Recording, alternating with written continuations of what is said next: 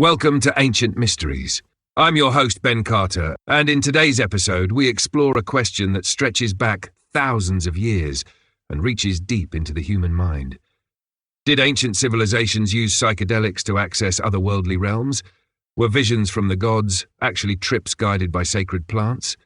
Prepare to journey into a forgotten world of altered states, spiritual awakenings, and ceremonial secrets buried by time. Stay tuned.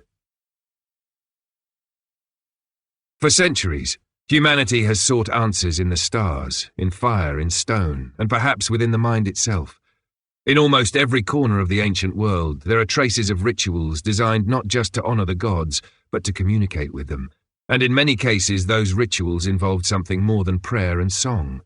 They involved plants, strange, powerful, mind-altering plants. The idea isn't new.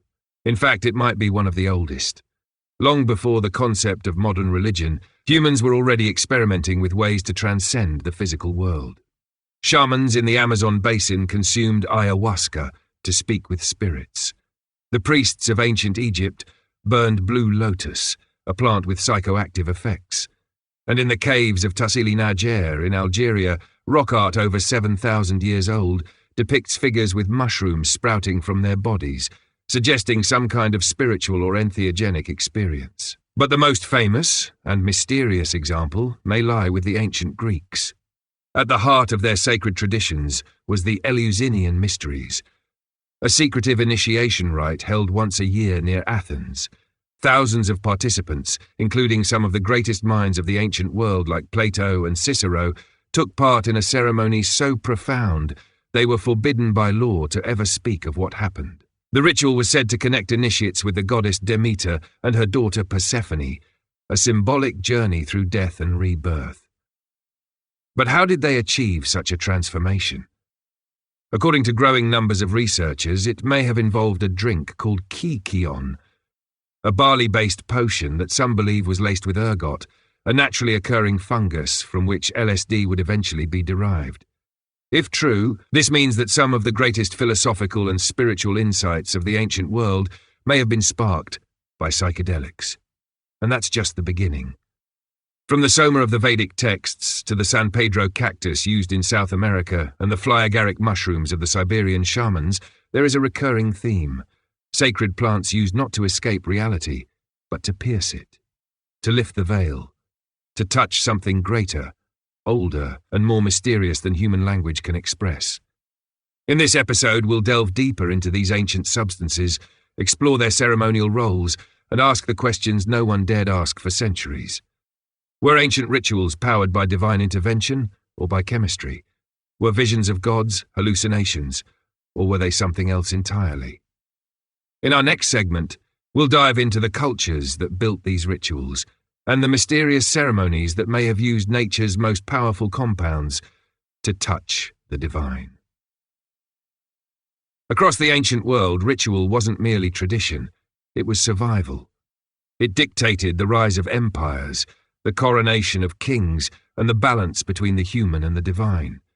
For many early civilizations, the sacred and the everyday were indistinguishable. The divine wasn't something far removed, it was present in the soil, the rain, the breath of the wind, and, for some, hidden in the strange and powerful gifts of the earth. Among the most advanced of these civilizations stood the Greeks. Their intellectual legacy is well known: philosophy, mathematics, drama, but beneath the marble pillars and rational thought was a spiritual world deeply rooted in mystery. Rituals were essential, not just for personal faith, but for the cohesion of society itself.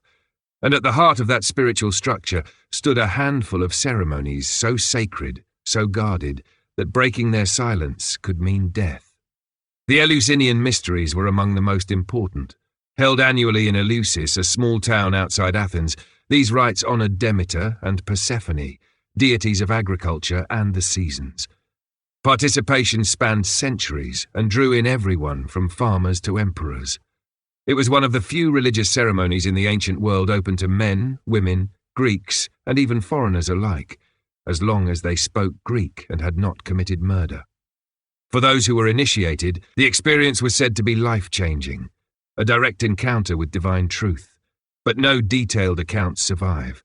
The rituals were protected by sacred oath, and participants took their secrets to the grave.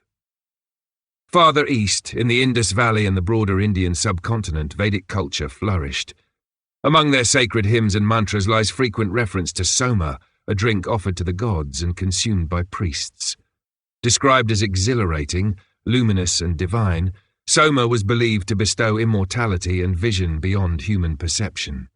It is one of the earliest known examples of a sacramental substance tied directly to worship. The true identity of soma has been lost, perhaps deliberately, but its role in early Indo-Aryan society was profound. Across the Atlantic, civilizations in the Americas developed their own sacred traditions. The Olmecs, Mayans, and later the Aztecs all built ceremonial centers around temples and pyramids.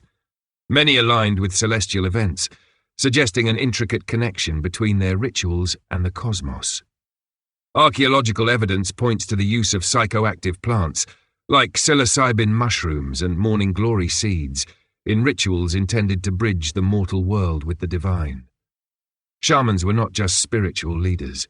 They were travelers, moving between realms in a delicate dance of vision and invocation. Even in Siberia, the reindeer-herding peoples developed rites centered around the fly agaric mushroom, a red-capped fungus with hallucinogenic properties. Consumed by shamans in controlled ceremonies, it allowed them to enter trance states, communicate with spirits, and guide their communities through illness, misfortune, or spiritual imbalance. Across continents, languages, and belief systems, one thing becomes clear. Many ancient societies believed that altered states of consciousness were not aberrations, but tools, sacred technologies for communion with the divine. These experiences weren't considered escapism or delusion. They were pathways, rituals carefully constructed over generations to access something more. The deeper we look, the more we begin to understand. These ancient peoples were not just chasing visions. They were building bridges between worlds. The mystery lies not in whether ancient civilizations used mind-altering substances, there is no doubt that they did, but in how and why these substances were so tightly woven into their most sacred rites. The enigma is deeper than mere intoxication. It rests in the reports, those few cryptic fragments, the reluctant admissions, the forbidden whispers of what the participants claimed to experience. Divine knowledge, death and rebirth, communication with gods, journeys through realms unbound by time or space. And the question that lingers, were these visions metaphor, or something far more literal? One of the most confounding examples comes from the Eleusinian Mysteries. Though no written account survives of what actually occurred during the secret rite, what does remain are the testimonials of those who underwent it. The philosopher Cicero described it as the most exceptional and divine thing Athens has produced. Others spoke of it changing their perception of death forever. Initiates came away claiming they had seen eternity, experienced truth, and returned renewed. But without records or descriptions, scholars were left only with fragments, vase paintings, inscriptions, and speculation. The key piece of the puzzle came in the 20th century, when a group of researchers began to seriously investigate kykeon, the ceremonial drink administered during the Eleusinian rituals. While the ingredients were generally thought to be barley, mint, and water, basic enough, some began to question whether the barley itself could have contained ergot, a hallucinogenic fungus that grows on damp grain. Ergot is chemically related to LSD. Under specific conditions, it can trigger intense visions, ego dissolution, and sensations of being outside of time. If true, this would mean that Eleusis was not simply a ritual site. It was a controlled, state-sanctioned psychedelic ceremony held every year for nearly 2,000 years. Even more intriguing is that similar patterns appear across unrelated cultures. In Central America, Mayan priests consumed mushrooms carved with divine symbols before performing sacrifices or communicating with the gods. These mushrooms, identified as psilocybin-containing fungi, trigger vivid hallucinations and complex, often archetypal visions. The priests recorded their experiences not as dreams or fantasies, but as revelations. In the Altai Mountains of Siberia, shamans using fly agaric mushrooms described meetings with spirit guides, soul extractions, and celestial journeys. These events were not poetic expressions. They were treated as actual occurrences with tangible consequences for the tribe, and they were repeatable, rituals passed down with precision, invoking the same experience generation after generation. The mystery isn't simply that these substances were used. It's that they consistently opened the door to the same kinds of visions, across oceans, languages, and centuries. Visions of death and rebirth, of other realms populated by non-human intelligences, of messages delivered from beings of light or shadow. Were these hallucinations shaped by cultural expectation? Or are these disparate accounts pointing to a shared hidden reality accessible only through altered states? Whatever the answer, it is clear that these rituals weren't recreational. They were controlled, sacred, and profound, designed to dismantle perception and rebuild it in the image of something greater. In recent decades, science has begun to catch up with legend. What was once dismissed as myth or mysticism is now being revisited through the lens of archaeology, chemistry, and anthropology. And slowly, evidence has emerged, fragmented, elusive, but undeniable, that points toward the deliberate, ritual use of psychedelics in ancient societies.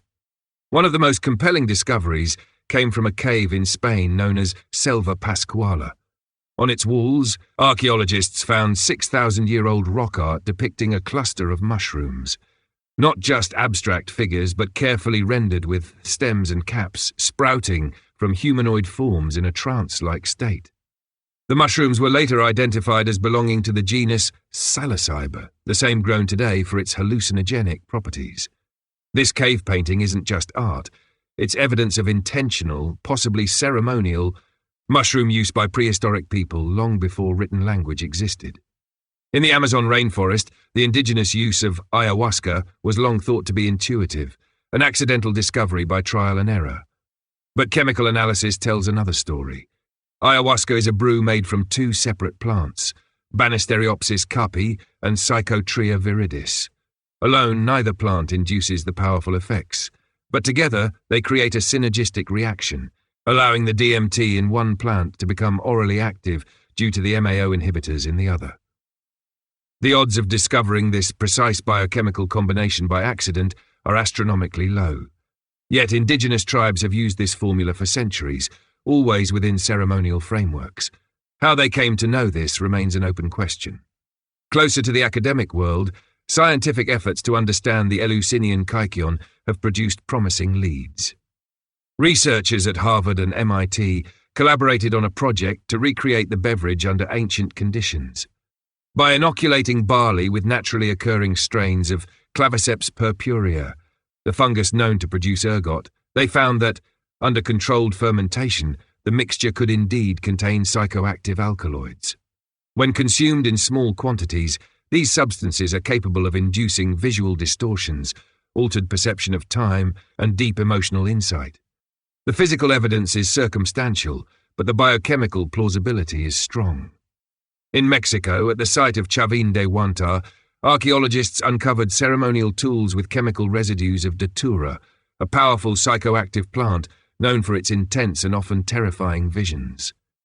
The layout of the temple itself, narrow passageways, acoustically resonant chambers, suggests it was designed to disorient and amplify sensory experience, likely as part of a shamanic initiation.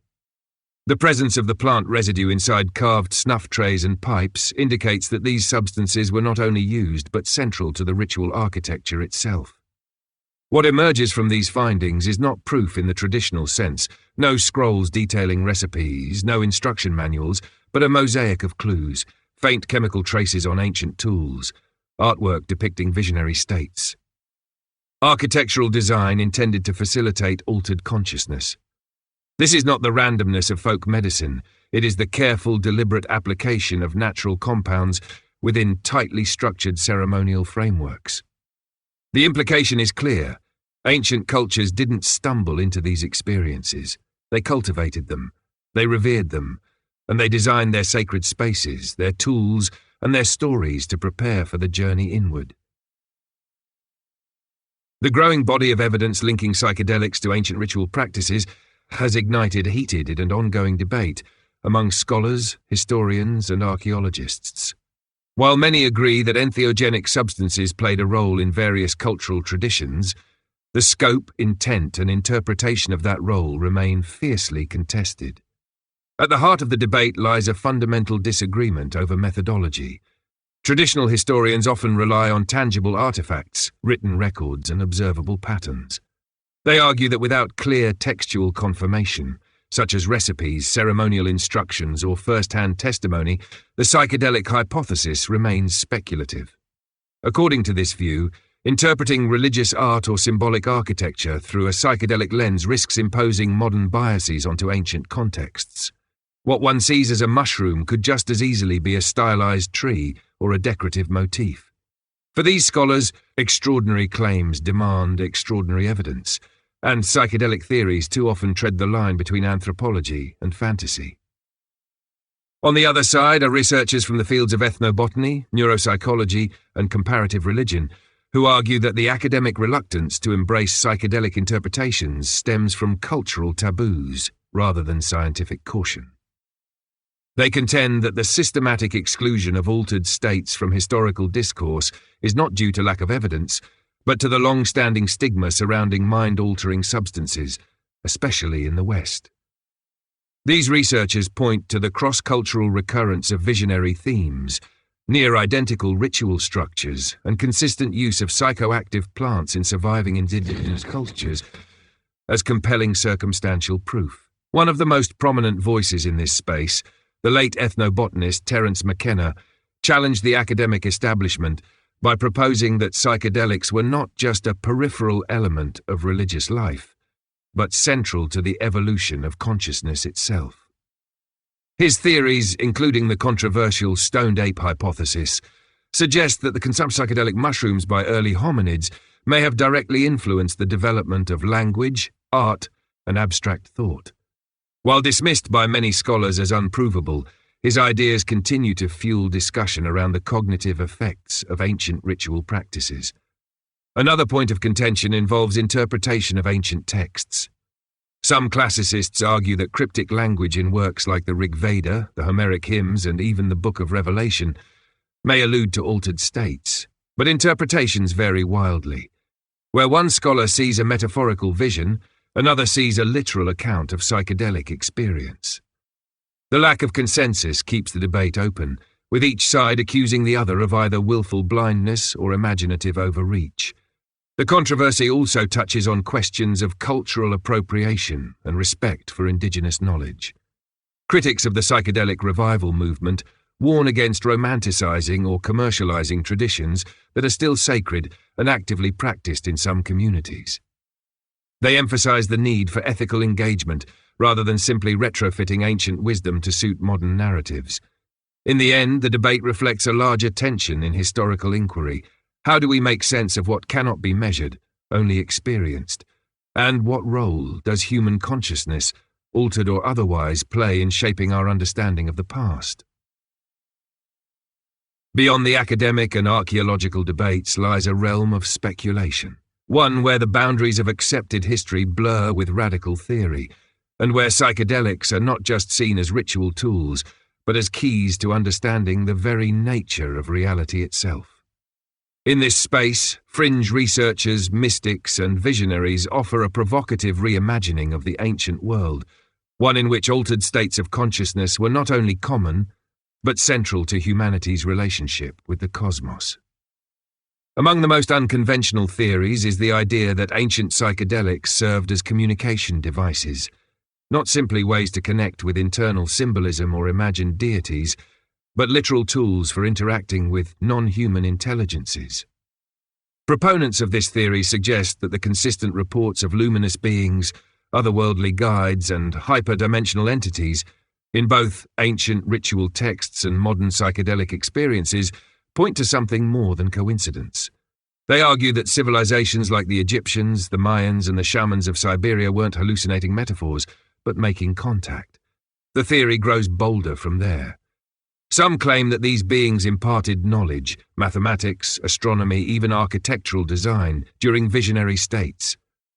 Ancient structures such as the pyramids of Giza or the ziggurats of Mesopotamia are seen not as the result of slow cultural evolution, but as blueprints delivered during psychedelic encounters. In this narrative, sacred geometry is not symbolic. It's a language shared between dimensions. Another fringe theory suggests that psychedelics were part of ancient extraterrestrial protocols, that the gods of antiquity, described as descending from the sky in fiery chariots or glowing discs, were not myths but misunderstood visitors. According to this view, early humans were given access to mind-altering substances as part of a kind of cosmic education. The altered states facilitated a shift in perception, allowing human beings to interact with higher dimensional planes and beings not perceptible through ordinary senses. There are also theories rooted in the concept of ancestral memory, that psychedelic rituals allowed access to a collective unconscious or genetic memory. In this interpretation, participants were not simply receiving visions, but unlocking embedded knowledge stored deep within the psyche, information passed down through generations, perhaps even from long-lost civilizations predating our historical record.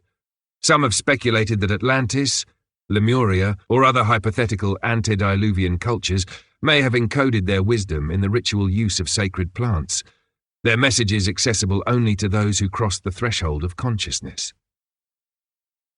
Even wilder are the ideas proposing that entire cultural shifts, from the Neolithic Revolution to the Axial Age, were catalyzed by the mass introduction of psychedelics into ritual life. According to this theory, the sudden emergence of language, symbolic art, and metaphysical philosophy may have been less an evolutionary leap and more a chemically triggered expansion of awareness on a global scale. These theories remain on the fringe, bold, speculative, and often dismissed outright by mainstream academia. But for those willing to explore the outer edges of history, they raise a provocative question. What if the most profound truths of our past lie not in stone ruins or faded texts, but in the spaces behind our eyes, revealed only when we dare to open the inner gate? In recent years, a new wave of research and exploration has begun to breathe fresh life into the Quelix in ancient rituals. No longer confined to dusty libraries or fringe circles, the subject is now finding a foothold in legitimate academic circles, with historians, neuroscientists, and archaeologists forming interdisciplinary teams to examine these ancient practices through modern methods. One of the most compelling developments emerged from a team working in the Bolivian Andes, where researchers uncovered a 1,000-year-old leather pouch found in a high-altitude cave. Inside were traces of multiple psychoactive compounds, including DMT, bufotenine, and harmine. This was not just residue from local plants, it was a sophisticated blend requiring knowledge of plants from vastly different regions. The implications were startling. The people who used this pouch were not only experimenting with complex plant combinations, they were also engaged in long-distance trade or pilgrimage, potentially spreading ceremonial knowledge across cultures and terrain. Elsewhere, geneticists have begun mapping the evolutionary history of psychoactive plants, tracing their cultivation and migration patterns.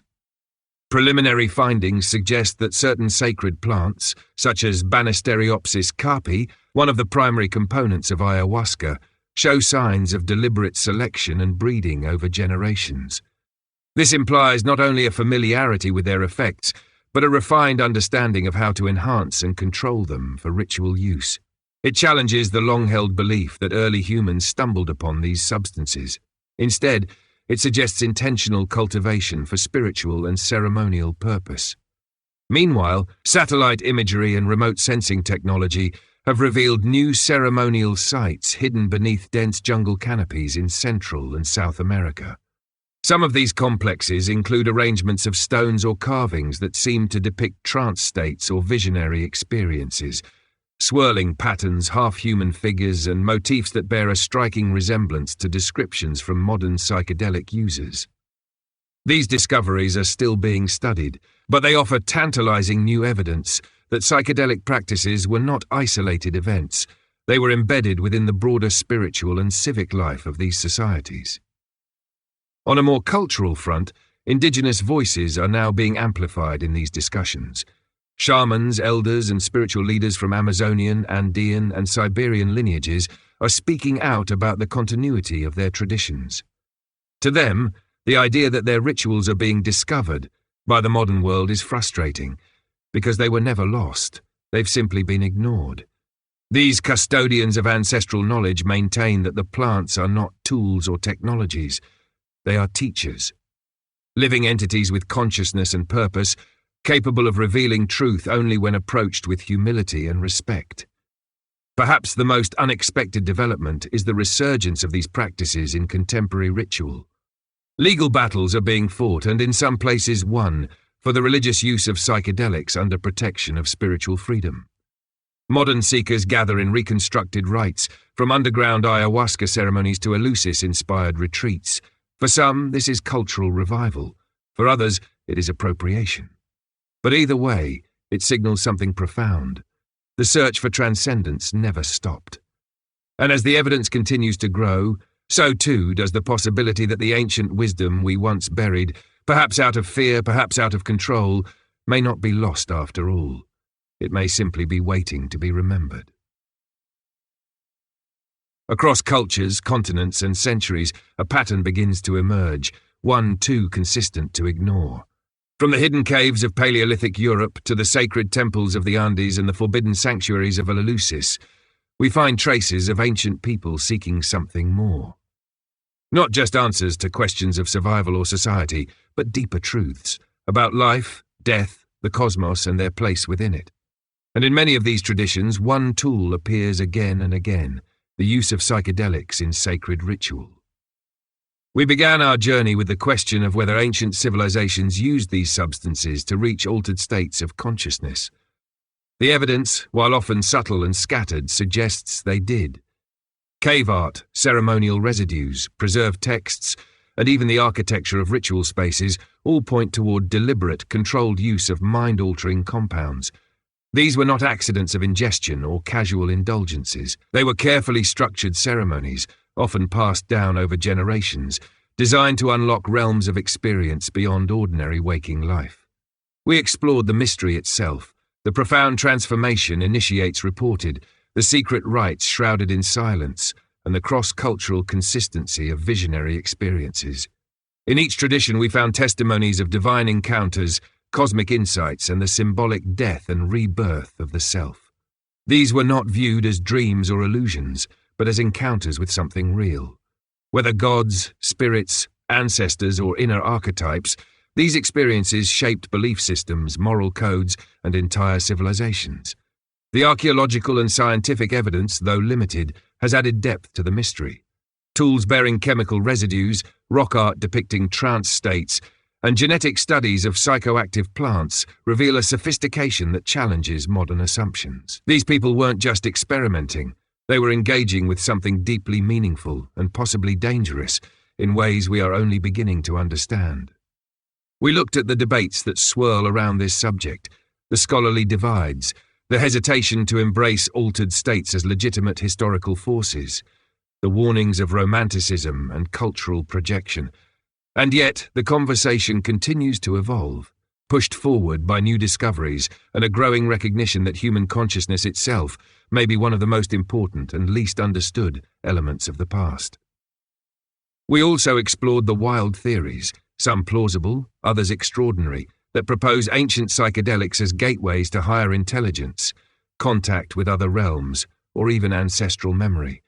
These ideas sit on the margins of academic thought, yet they echo the voices of ancient mystics and modern seekers alike, who insist that there is more to reality than meets the eye. And finally, we considered how the mystery endures today, in the rediscovery of old rituals, in the voices of indigenous wisdom keepers, and in the rise of modern spiritual practices seeking connection to something timeless. The story is far from over. What we're left with is a deeper understanding not only of ancient people, but of ourselves. The desire to reach beyond, to touch the unknown, is as old as humanity itself. Whether through chants, prayer, solitude, or a sacred brew, the ancient world reminds us that the search for meaning has always been, and perhaps always will be, a journey inward. Thanks for listening. I'm your host, Ben Carter, and this has been another episode of Ancient Mysteries. Don't forget to follow and subscribe on your favorite podcast platform so you never miss an episode. Share this episode with your fellow mystery enthusiasts and be sure to connect with us on social media for behind-the-scenes content and exclusive updates. Join us next time for another exciting journey into the world of ancient mysteries. See you then. If you enjoyed this episode and want to uncover even more secrets of the ancient world, consider subscribing for exclusive access to content you won't find anywhere else. As a subscriber, you'll get unreleased episodes, exploring theories and discoveries too controversial for mainstream platforms, members-only bonus episodes, deep dives into history's most enigmatic mysteries, extended director's cut versions of your favorite episodes, early access to new episodes before they're released to the public, and much more. Thank you for your support. The link is in the description below. Join now.